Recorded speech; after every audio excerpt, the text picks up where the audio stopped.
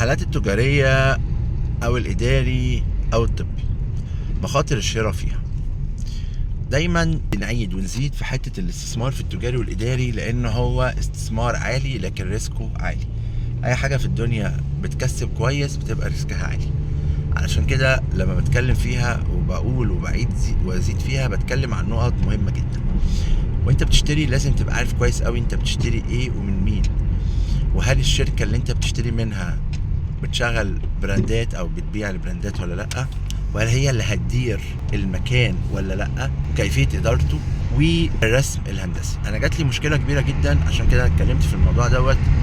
بس حد من متابعيني سألني فيها وقال لي كده: انا دلوقتي وقعت على لوكيشن مكان ومحل اشتريته من شركة ما، وبعد ما اشتريت المحل واللوكيشن ودفعت جزء من ثمنه، جايين يقولوا لي لا احنا هنغير المكان نفسه ومش هنقدر نديك المكان اللي احنا قلنا لك عليه، رغم ان هم موقعين معايا الرسم الهندسي ومحددين فيه اللوكيشن والمكان بتاعه. فايه الحل؟ طبعا مشكلة، خصوصا لو هو مختار موقع يكون مميز ويكون كويس. طبعا لما سألت عن اسم الشركة لقيتها شركة مش معروفة او شركة مش كبيرة او انا معرفهاش بمعنى ادق يعني. فالموضوع كان من ضمن الاسباب ان هي الشركة مش كبيرة، وبالتالي مش قادرة تلتزم الالتزام الاساسي اللي هي التزمت بيه او اتفقت عليه مع الناس.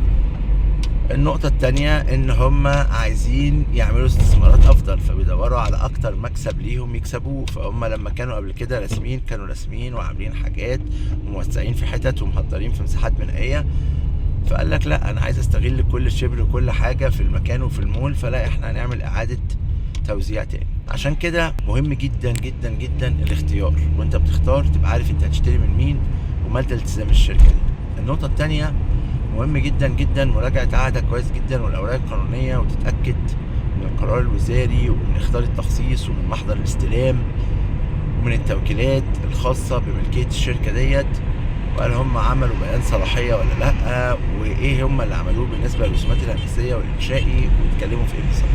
دي نقط مهمة جدا وأنت بتختار تبقى عارف أنت بتختار إزاي ومعاييرها إيه، خصوصا الرسومات الهندسية، تحديد اللوكيشن والرسم البياني للموقع اللي انت بتختار فيه، وتبقى محدد الكلام دوت وما ينفعش فيه هزار ولا رفاهية، علشان وانت بتختار موقعك بتبقى بتختاره على اساس ومعايير اللي انت عايز المكان ده ومختاره ودافع الفلوس عشان المكان ده ومحدد المكان ده. فطبعا لما يتغير لك دي حاجة بتضايق وبتحرق الدم. يمكن مش يعني لو شركة كبيرة وشركة قوية مش هتغير مبدئيا المكان ده، رقم واحد. رقم اتنين، هتعرف تدير الموضوع بشكل يخليه، يعني انا الموضوع بالنسبة لي مشكلته مش اكبر كمان في تغيير المكان، مشكلته طالما ان هو بدأها بالشكل دوت يبقى ينهيها ازاي. فاهمين قصدي؟ يعني انا بدأتها اصلا من الاول مش ملتزم بالمكان اللي انا بعته، يبقى انا هدير صح، يعني يبقى انا هشغل صح، يبقى تشغيلي هيكون مظبوط، يبقى حاجتي هتكون مظبوطة.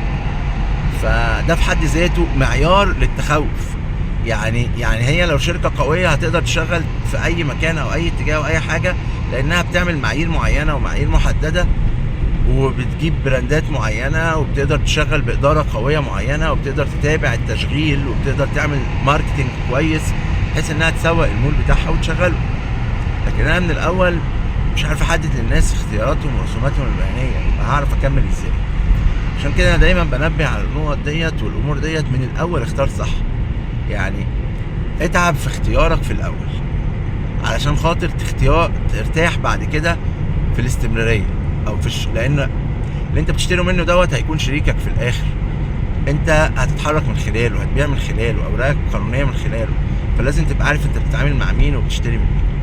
بس ده كان تنويه سريع جدا عشان خاطر مخاطر الاداري والتجاري وانت بتشتري فيه او الطبي، خصوصا ان الموضوع ده بقى منتشر الفترة دي في القاهرة الجديدة بشكل كبير جدا، واحنا دايما بنتكلم عن القاهرة الجديدة يعني. واخيرا في اخر الفيديو هحب انوه على حاجتين. موضوع الاوراق القانونية والعقود، انا دلوقتي ممكن اكون معاك بنفسي في الاوراق القانونية والعقود لو انت محتاجني وانت بتخلص في اي حاجة خاصة بالسكني او التجاري او الاداري. النقطة التانية، لا تنسوا الدعاء لاخي عبد الله بالرحمة والمغفرة. كان معاكم محمد المهدي، دمتم بخير. السلام عليكم ورحمة الله وبركاته.